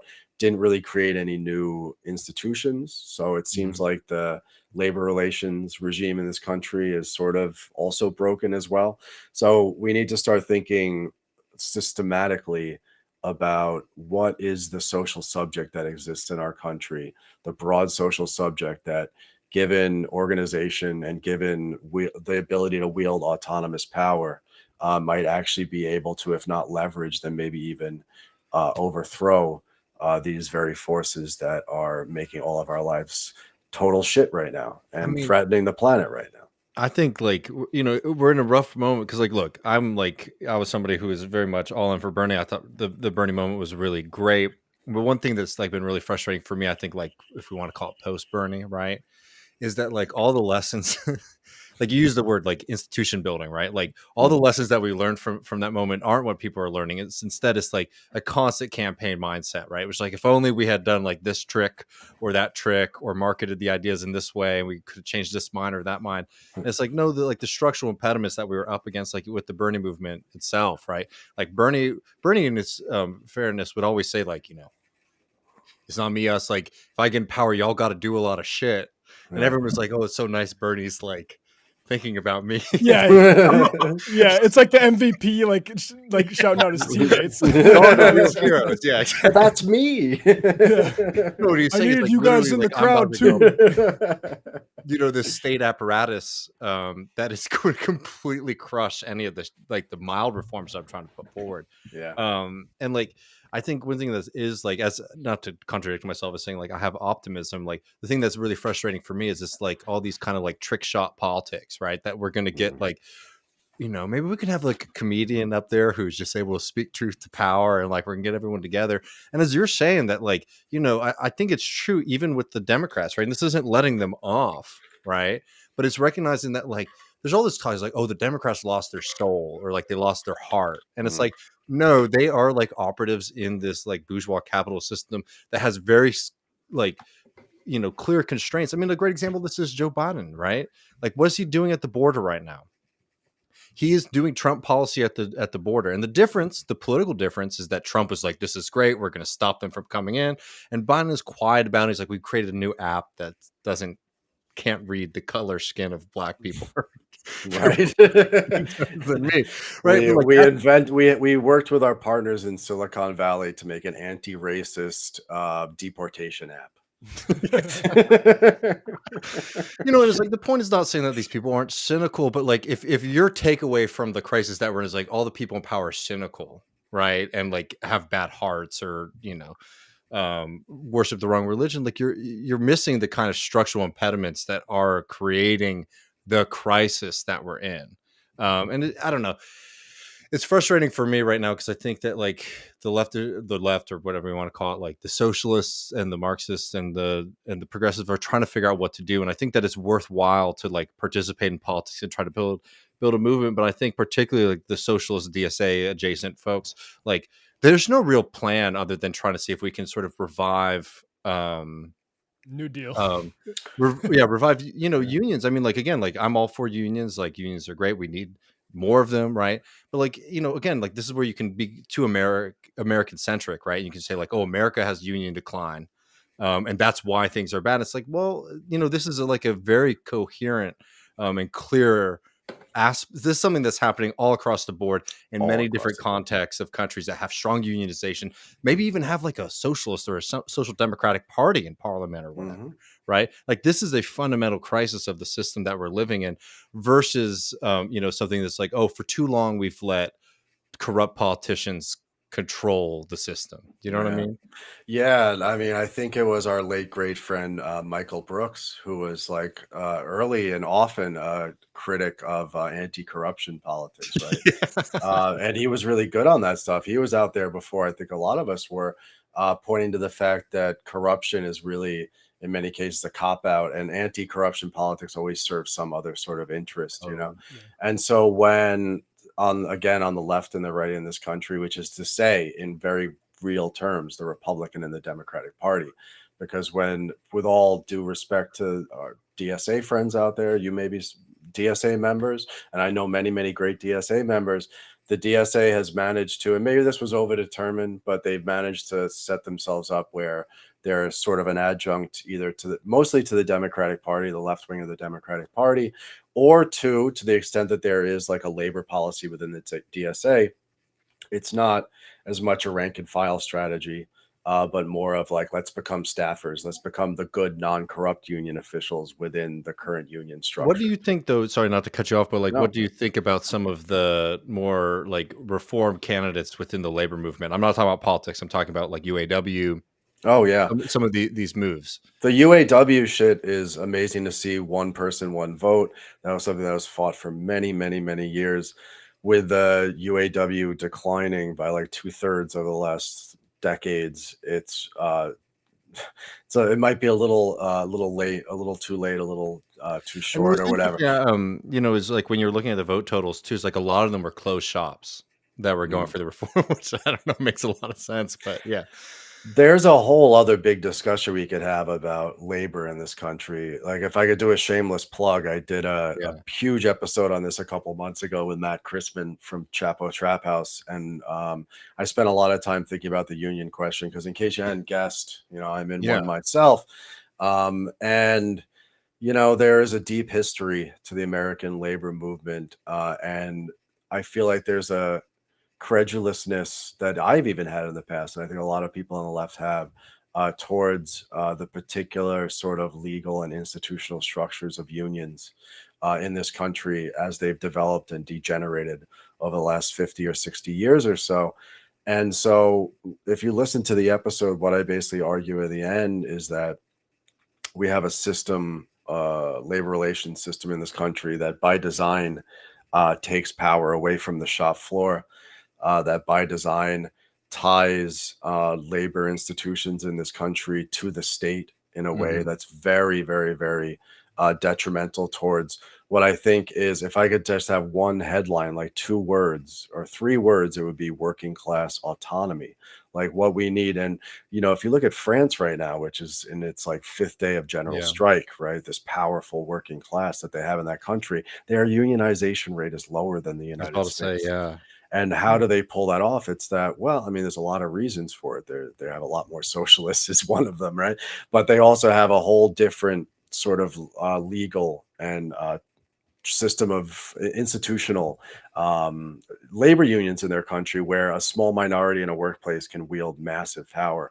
And where like democracy at work is actually taken fucking seriously, and the political strike is something that's seen as not just a right but a freedom of all workers to have. And so we spend a lot of time in this country talking about labor rights, such as they're enumerated by the Mhm. 1935 National Labor Relations Act, or the Wagner Act. Then, of course, undermined by Taft-Hartley, blah, blah, blah. We spend a lot of time, but if you look about it in comparative perspective with other countries and other time periods, I feel like, and this is a crazy thing to say, but we need to start thinking and acting as though labor law doesn't exist in this country, because they can't fucking fire us all. And there's a lot of lessons to be learned. Evan Bowman in chat is saying one. I'm in a great. I thought you were saying one big union, but you know, the IWW has some inspirational stuff about it. What the Communist Party was doing in the Mhm. 1930s is very inspirational. The rank and file wildcat upsurge, especially in the public sector and among Black workers in the 1960s and 1970s, is a really, really important history.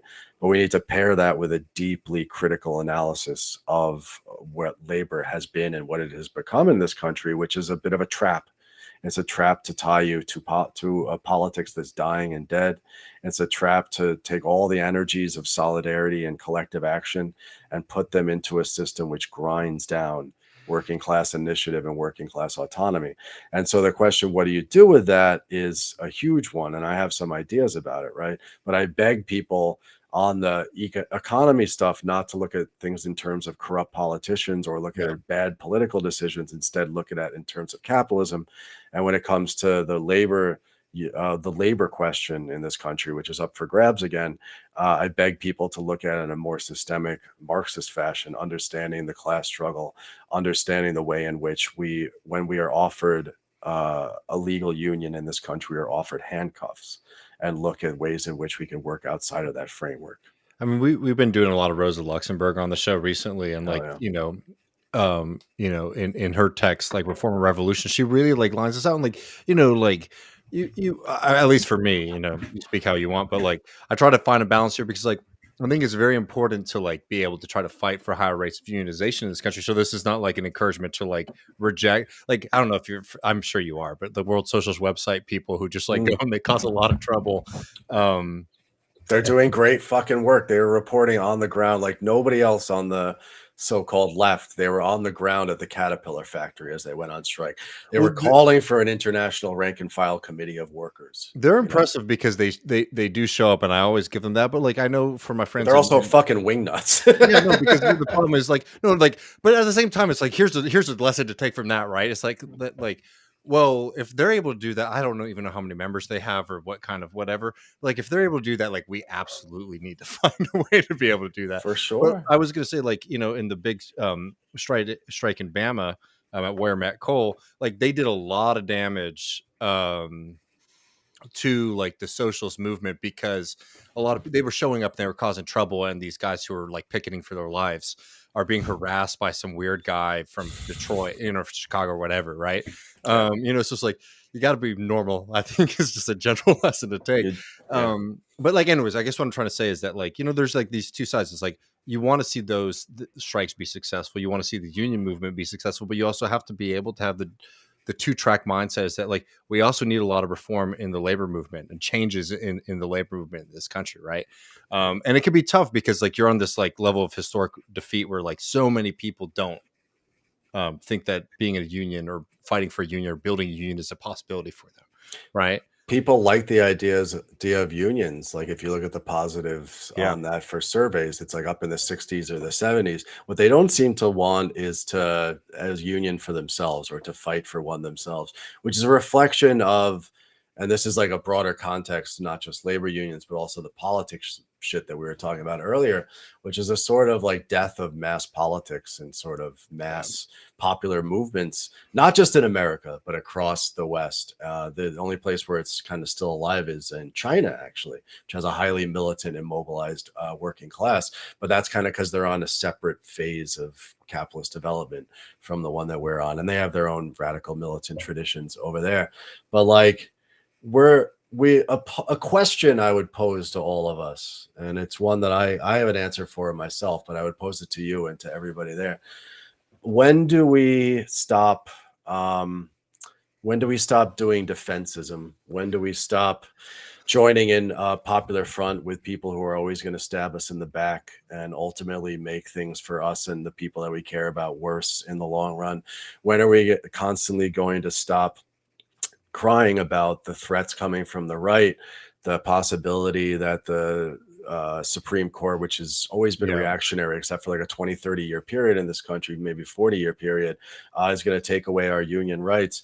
There's a lot of fear. There's a lot of sense that we're oppressed and that we're all victims, which we are in a very real and like profound sense. We are victimized.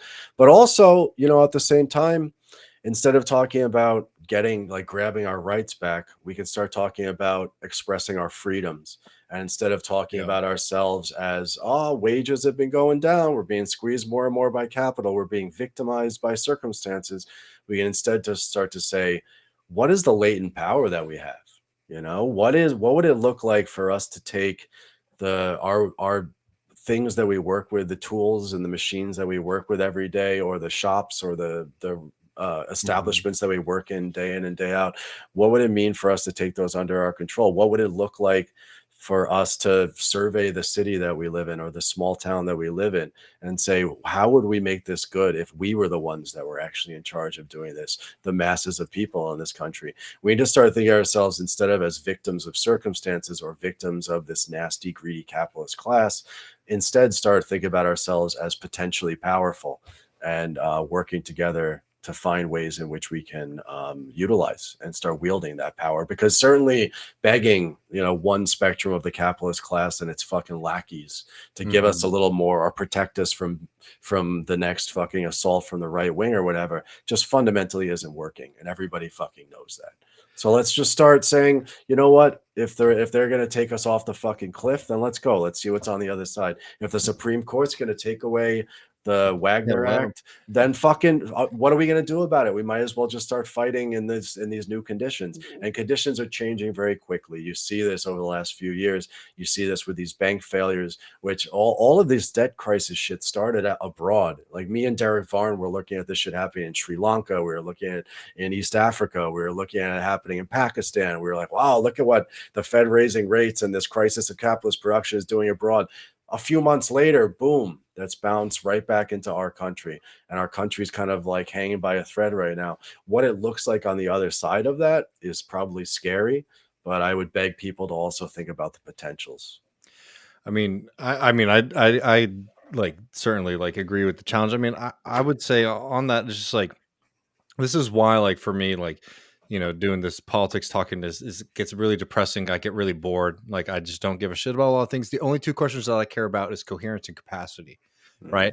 How can we build a coherent movement? Not in the sense of even like, here's the manifesto, here's like the text. It's like, here is like the class, right? And how can we build that kind of understanding of ourselves as a movement? And then how from that class can we build our capacity to act and participate in politics? And I'm going to be honest with you right now, I don't think that we have a lot of coherence and a lot of capacity. Like, we have a lot of potential, latent capacity and all those kind of things. And those are way more important political questions for me than like, how can we like, build more awareness around some of the progressive policies that we all support. You know what I'm trying to say? And 100%. I think that right now, like in 2023, like that is like the challenge of like a socialist or a communist or Marxist. Right now is like trying to how can we get people, I don't know, like here's just pulling back really quick. Like, everyone always goes, oh, the non-voters, right? Whatever. Like, it's the most reasonable thing in the world to not fucking vote, right? I do it all the time. It's easy.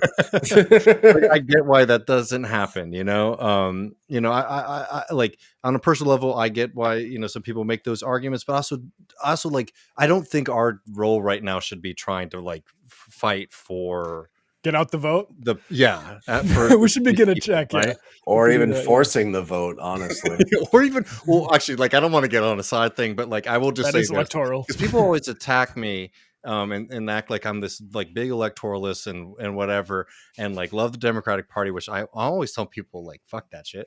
But beyond that, though, that was like the highest articulation of like belief in the system. That, like, through some sneaky parliamentary move, we were gonna get the thing. It was a one quick, one weird trick, and and they tried it in the UK too. It was like, there's no mass politics left in this country. Everything has been captured by the two parties. You've got a long shot candidate who's going to come from the outside. They're going to become the standard bearer, and they themselves from a bully pulpit, essentially, because we know Bernie wouldn't be able to get anything fucking done. From a bully pulpit, they're going to create the movement. They're going to bring us along. They're going to fucking fill the streets. They're going to fill the union hall. He's going to fill the union halls up. And I understand why people were into it, because it's a great idea, right? It's like, oh, we don't have to go through all the tough process of actually like fighting door to door and like shop floor to shop floor to build something. We can have somebody do it for us. We can have somebody take the lead on that. And as it turns out, Bernie is old as dirt. He had his shot 2 times. You're not going to get another shot at that, because both parties now have kind of closed ranks around the possibilities of something like that happening again. So what does it look like without one bizarre trick? What does it look like to actually start, I really like the way you put it, it was coherence and capacity.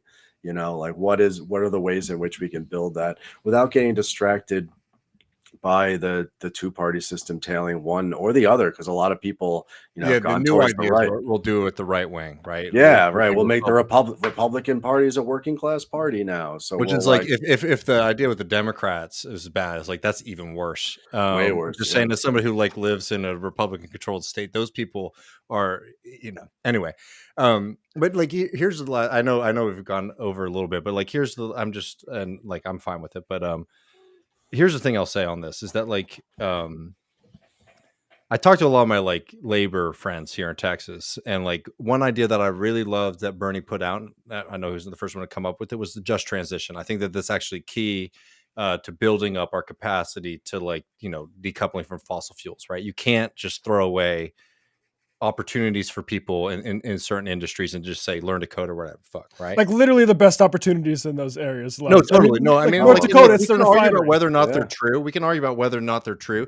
But as like a white trash, like redneck poor kid, like, that is when you're growing up, like, that is your here, in Texas, like, that is like the idea, like, that's the thing that I'm going to do, right? And anyways, and it was a thing that like hundreds of thousands of mostly men, of course, did over the last 15 years or so was like destroy their minds, bodies, and souls by going to work 90 hours a week in some like deserted town in North Dakota, probably somewhere near where Matt grew up, with like no society whatsoever, just working their asses off so they can make $100,000 in 6 months to be able to afford to like go back and put a down payment on a house or whatever. Like, yes, I agree with you 100%. You can't just say like you can't have that anymore. Those jobs can't Well, exist. no, totally. But even beyond that, right? Here's like the double challenge. Sorry, not to double down on this, but like here's the other thing.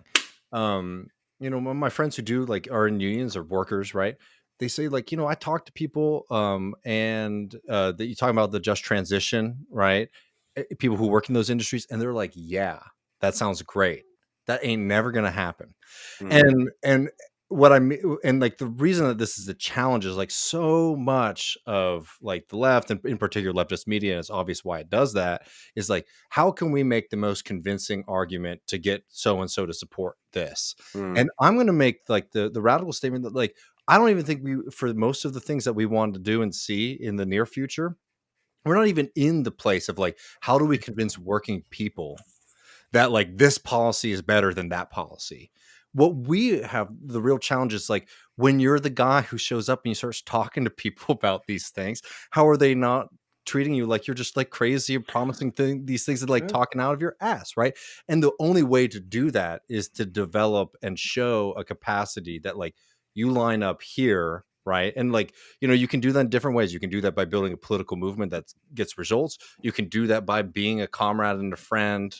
You know what I mean? Like, and being a part of movement so they trust us. You're not just some random guy talking to them, but like when we talk about these things, how are we moving them from just like, oh, here's a nice like dream I have for something that we could experience versus like, here's something we can line up and fight for and build and do. Right. And that's where we're at right now. And sorry, just like really quickly, every fucking conversation every debate that we're having on the left right now that I see is just like so far abstracted from like that fundamental reality of like, we all agree that like what we need to do is like to get working people to come together and to change the system and to build different kind of politics. But what you're asking people to do is massive. And if we're not building up the capacity, the confidence, and the trust to do that, then it's just like that, like you don't want to be the asshole who's just like bothering some guy who's getting by. You know what I mean? They're just like living their life and just like, why are you not like fucking spending Saturdays with me? Which is basically what most leftist organizations are asking people to do. Like, hang out with me a little bit, right? Which is something that's very necessary and like totally. I'm not trying to atomized society. But I know what you mean. It's like we need more than just like saying like, hang out with me. We need to like be delivering for people on a serious way. It's like that's the task that's in front of us. I don't have the answer of how to necessarily do that, but like what frustrates me is I feel like that's the thing that's the furthest away from a lot of conversations that we're having right now. One thing I would say, and you guys are probably getting close to wrapping up, or are we still going? I couldn't hear you, Matt. Sorry, I was muted. We go. Yeah, it's go your for call, it. Sean. No, I'm fine. What time is it? Yeah, we just. I got laid off last week. I could go for another 15, 20 minutes. No, I mean, like one of the things that you're fighting, and one of the reasons why it seems like it's been and still is premature to try to have like a policy platform or like a platform in general is again this issue of capacity to do something about it. And when you say just transition, working class people are not fucking stupid. If you're of a certain age, and I saw this very explicitly working in construction in 2014, 2015 with the rise of Donald Trump, the old timers were also promised a just transition in something called the North American Free Trade Agreement of 1994. Was it 94 or 96? One of the two. During the Bill Clinton administration, right? Something that he rammed through against, the left wing of his party, that everybody said millions of jobs were going to be lost, industrial jobs would be lost, and they were right about it. So what they did was they put in a just transition fund where you would get job training and shit like that. They would turn coal miners into coders. Still something that Obama was fucking saying. And of course it never panned out. And the amount of jobs lost, they were much better paying jobs, and the ones that replaced them were shitty service sector jobs. You don't really need to train to fucking run a cash register or be a home healthcare aide or whatever. So there is a fundamental depoliticization and cynicism in this country towards promises, especially political promises and policies, that either ends up in a situation where people are depoliticized completely. They don't want to fucking hear it. Maybe they think it's great. Medicare for all polls really great. People think it's awesome. But when the chips are down, do they think that anybody could even fucking get that for them? I mean, that's a huge fucking problem. And so if we're not at the situation, if we could talk about these things in a utopian way, like imagine if the government did healthcare in this country, which is as utopian as saying, like, imagine we nationalized the banks and we ran them as a public utility. At this point, those two things are just as likely to fucking happen in this country, right? We could talk about larger goals like that, like what would a sort of reformist program look like that would give, a better life to people in this country. And we probably should. I think we should. But we shouldn't blow smoke up people's asses, and we shouldn't claim to be able to do things that we can't do, and B, if we do push for them, once more puts us in a situation where we have to then enter this world that those people themselves hate, and we fundamentally hate too, of like horse trading bourgeois politics within, of course, the one party where you could hope to even get something like Medicare for all, which is the Democratic Party. You're then stuck in a situation where you've tied your horse to that cart. And as that cart, as it continues to like totter and teeter towards the cliff, do we want to be the fucking, in this instance, I guess we're the horse, right? So we're driving the fucking thing off the cliff, but you know what I mean? So like, these are not, what I'm saying isn't like a prescription for what we should do. But I think we all three of us agree, and maybe we're saying in different ways, that we need to be realistic about what can possibly be done. And maybe instead of imagining a shortcut or quick fix like a Bernie Sanders or some other sort of presidential campaign, or even building like grassroots political power on a small level and scaling it up, or a dirty break or whatever it is, maybe there's something more fundamental, which is hanging out with people on Saturday. Maybe there is something like old fashioned, like pulling together the 5 or 10 or 50 people that exist in your town and getting together and like analyzing the world and reading about it and going back to your workplaces and starting to do something about exploitation. Dude, everyone's so down on reading groups, but like so much good shit has come out of that too, right? Like that's, I mean, I totally agree. I mean, I don't know. I'm not arguing that we shouldn't do anything. I'm just saying that what we've been doing hasn't been working, and that if we continue down that route, then just get more tied into a systemic portion of the, like, instead of being counter systemic about going against the prevailing trends of American society and politics and the economy. Once we start making ourselves part of that system, then the indictments of that system rightfully fall back onto our own heads. I will say, like, I really appreciate having you on the show, Sean. I didn't want to bring up any controversial issues, but as somebody who spent some time doing concrete work, I can agree with your anti-rebar action takes. Yes, yes. That is the most controversial position I have, which is that rebar as a structure, as a system, needs to be abolished in this country. David has worked with concrete before. He knows why. All of you out there, with changes in the economy, you might be a concrete laborer, a concrete carpenter, and you too will understand. So let's get ahead of the 8 ball here and abolish rebar while we get rid of it forever. Yeah. Man, I mean, like, I would just keep doing this for a while. I mean, I just think it means we might need to do more stuff together in the future. I need you to sometimes show me also how to get better at Victoria 3, because I'm really bad at this. I would love to. That'd be a lot of fun. I play with Jean Bajalan and Nasai sometimes. We haven't in a bit, but we got to try out the new update and patch. So if you're down, man, I'm down. Yeah, I'd give it a go. But dude, fun. Really appreciate having you on the show, man. It was nice to meet you virtually. 100%. Can I plug something? Yes, please plug. We're here. I'm going to put it in chat because I'm in there. But we actually released, because we talked about the economy and stuff today.